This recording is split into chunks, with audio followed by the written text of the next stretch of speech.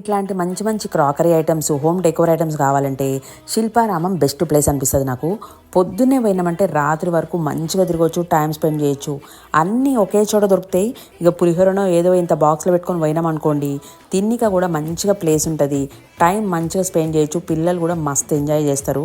ఈసారి మాత్రం నేను ఈవినింగ్ టైం పోయినా, నైట్ వ్యూ కూడా సూపర్ ఉండే. అసలు ఒక్కొక్క ఐటెం చూసారు కదా ఎంత బాగుందో. కొందరైతే కరెక్ట్ ప్రైజే చెప్తారు, కొందరైతే మస్తు రేట్లు చెప్తారు. ఇక మనం సగానికి సగం బేరం ఆడాల్సిందే. ఇక బేరం ఆడడంలో నేనైతే ఫస్ట్ అనుకో. ఇట్లాంటి వాల్ హ్యాంగింగ్స్ అయితే ట్రెండింగ్ అనుకుంటా. చాలా మంది కొన్నారు, చాలా మంది చేతుల్లో అయితే నాకు కనబడ్డాయి. ఇట్లాంటి మట్టి బుద్ధుడు ఇట్లాంటివి అయితే మన గార్డెన్లో చెట్లలో మధ్యలో పెట్టుకుంటే చాలా బాగుంటుంది. ఇదైతే మట్టిది రైస్ కుక్కర్ అంట. అన్న ఒకసారి ఇక్కడ చూపి. వేరే వాళ్ళైతే బేరం ఆడుతారు, ఎంత కొన్నారో తెలియదు నాకైతే. ఇవైతే డ్రై ఫ్లవర్స్, ఫ్లవర్ వాస్లోకి పెట్టుకొని కంట ఇవి కూడా చాలా బాగున్నాయి.